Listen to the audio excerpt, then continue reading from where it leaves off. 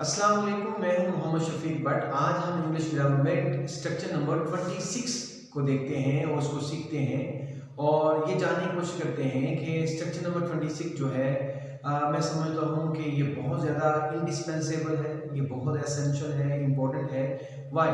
क्योंकि जितने हमने इससे पहले 25 स्ट्रक्चर्स किए हैं इंग्लिश ग्रामर में वो इससे डिफरेंट है, लेकिन ये थोड़ा सा इसमें टेक्निकल भी है।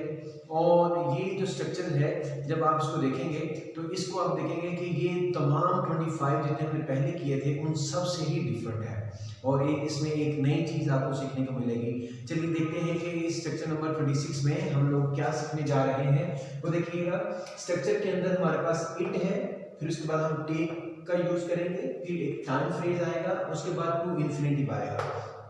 जैसे कि आप जानते हैं कि टू इन्फिनिटिव जो है इसके बारे में हम पहले पढ़ चुके हैं। टू इन्फिनिटिव के बारे में हम पहले पढ़ चुके हैं कि इसकी बहुत सारी स्ट्रक्चर में हमने बात की है कि इन्फिनिटिव उसे कहते हैं कि अगर वर्ब से पहले टू आ जाए तो वो वर्ब जो है वो इन्फिनिटिव हो जाता है। इसी तरह जो टाइम फ्रेज है इससे क्या मुराद है। फ्रेज के बारे में जैसे आप जानते हैं कि फ्रेज के बारे में मैं पहले कुछ बता चुका हूँ कि फ्रेज क्या है। Phrase basically it does not have a sense, इसकी कोई सेंस नहीं होती और ये कुछ वर्ड के साथ मिलकर बनता है तो उसको हम फ्रेज कहते हैं। या दूसरी इसकी अगर डेफिनेशन करना चाहे फ्रेज की, वो ये है कि it does not have a subject and verb, ना इसका सब्जेक्ट होता है और ना इसका वर्ब होता है। एक एग्जांपल मैं आपको बता देता हूँ समझाने के लिए। वो ये फ्रेज क्या है, जिसमें क्या लिखता हूँ, ऑन द टेबल। यहां लिखा on the table. On the table से मुराद क्या है? ऑन द टेबल कोई चीज टेबल पर, यानी अब मुझे ये नहीं पता कि वो चीज क्या है, इसलिए इसकी ना कुछ सेंस होती है और ना ही इसका कुछ सब्जेक्ट होता है। ये ऐसे कुछ अल्फाज के साथ मिलकर ये एक फ्रेज बनता है। तो इसमें हमने यूज किया है टाइम फ्रेज। तो इसका मतलब ये हुआ कि इसके फ्रेज ये मुकम्मल होगा जिसमें टाइम भी आएगा, तो इसलिए हम इसको टाइम फ्रेज कहेंगे। सिंपल अगर मैं जैसे यहाँ लिखा है 10 मिनट्स, तो अगर मैं यहाँ किसी से कहता हूँ 10 मिनट्स तो इसकी सेंस क्लियर नहीं है कि 10 मिनट्स किस चीज़ के लिए। 10 मिनट्स स्कूल जाने के लिए, 10 मिनट्स जो है दोस्त से मिलने के लिए, सुबह के लिए है, शाम के लिए है, रात के लिए है।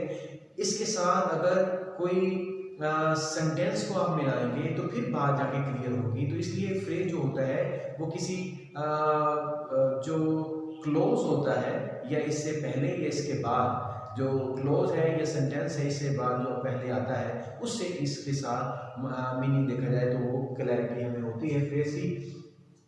तो हमने इन्फिनिटिव को देख लिया, हमने टाइम फ्रेज को मैंने बात की कि टाइम फ्रेज क्या है, फिर आगे जाके इसकी बात करते हैं टेक। इसमें हमने इट के बाद हम टेक लेके आते हैं। तो आप यहाँ देखें कि यहाँ पे इट के साथ ये जो हम टेक लेके आते हैं ये कोई भी टेंस इसमें हो सकता है। इसमें प्रेजेंट हो सकता है, पास्ट हो सकता है, फ्यूचर हो सकता है, कोई भी टेंस इसमें आप पुट कर सकते हैं, जैसे कि हम लोग नीचे बात करेंगे। तो लेकिन यहाँ जो स्ट्रक्चर है इसका जब आप मीनिंग करेंगे टेक का, यहाँ पे टेक का मतलब ऐसे लेना होता है। तो लेकिन टेक इस तरह ग्रामर में और भी इसके बहुत सारे मतलब हैं टेक के, लेकिन टेक का इस स्ट्रक्चर के अंदर जो हम मीनिंग ले रहे हैं वो है लगता है, यानी लगना, लगना या लगता है। तो ये या लगेगा, क्योंकि जैसा टेंस होगा उसके लिहाज से उसका माना आएगा। तो टेक का माना हम लेंगे लगना या लगता है या लगेगा। तो इस सेंस में ये ट्रांसलेशन किया जाएगा। चलिए स्ट्रक्चर की तरफ चलते हैं। होप के जो मैंने टेक के बारे में आपको इन्फॉर्म किया है और टाइम फ्रेज के बारे में बताया है, टू इन्फिनिट के बारे में बताया है, ये आपने अंडरस्टैंड किया है। अब इसकी एग्जाम्पल की तरफ चलते हैं। अगर आप इसकी एग्जाम्पल की तरफ देखें तो पहली एग्जाम्पल इसकी है, इट टुक मी, मुझे लगे। तर्जुमा देखिएगा, गौर से सुनिएगा। इट टुक मी, मुझे लगे 10 मिनट्स, 10 मिनट मुझे लगे, 10 मिनट मुझे लगे टू राइट, लिखने के लिए। आगे आप और भी लिख सकते हैं, टू राइट एन ऐसे, मुझे ऐसे लिखने में, स्टोरी लिखने में मुझे 10 मिनट लगे, क्योंकि मैंने यहाँ तक ही क्लोज किया है ताकि जो बहुत ज़्यादा लॉन्ग ना हो जाए सेंटेंस। इसलिए आप पहले इस स्ट्रक्चर को अच्छी तरह समझ लें, फिर आप जुमलों को जितना मर्जी एनहेंस की तरफ लेके जाना चाहें, लॉन्ग करना चाहें तो आप कर सकते हैं। दूसरी एग्जांपल देखिए, इट टेक्स मी, पहले था पास्ट इंडेफिनिट, इट टुक मी मुझे लगे, अब ये है कि टेक्स मी मुझे लगते हैं, मुझे इट टेक्स मी मुझे लगते हैं 1 मिनट, मुझे 1 मिनट लगता है, टू रीच पहुंचने के लिए, टू रीच देयर यानी मुझे वहां पहुंचने में 1 मिनट लगता है, मुझे वहां पहुंचने में 1 मिनट लगता है। इसी तरह ये देखें, इट टुक हर उसे लगे 2 इयर्स 2 साल लगे, उसे 2 साल लगे to get degree, to get the degree, the इसमें भी यूज हम कर लेते हैं, टू गेट द डिग्री, उसको डिग्री हासिल करने में 2 साल लगे। फिर मैंने यहाँ पे फ्यूचर टेंस यूज किया है, इट विल टेक यू, तुम्हें लगेंगे 6 आवर 6 घंटे, तुम्हें 6 घंटे लगेंगे, तुम्हें 6 घंटे, it will take you 6 hours, या मॉडर्न इंग्लिश में आवर्स नहीं पढ़ेंगे बल्कि हम इसको आवर्स पढ़ेंगे। उसे तुम्हें 6 घंटे लगे टू रीच लंदन, लंदन पहुंचने के लिए, लंदन पहुंचने के लिए तुम्हें 6 घंटे लगे। It will take us 5 months, हमें 5 महीने लगे, इट विल टेक अस हमें 5 महीने लगे, ये फ्यूचर डेफिनिट टेंस है यहाँ तक। और फिर 5 मंथ्स हमें लगे टू बिल्ड दिस हाउस, इस घर को तमीर करने के लिए, इस घर को तमीर करने के लिए हमें 5 जो है महीने लगे।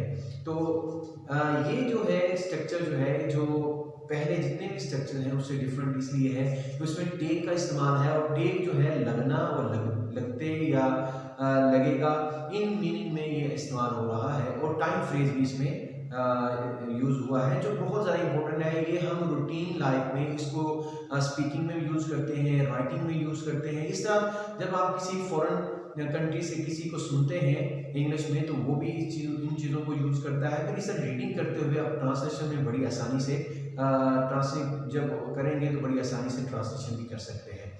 मैं उम्मीद करता हूँ कि आज का जो लेक्चर है 26 जो बेसिकली टेक और टाइम फ्रेज के ऊपर है, और ये आपने अच्छी तरह इसको नोट किया है, इसको आपने अंडरस्टैंड किया है, समझा है।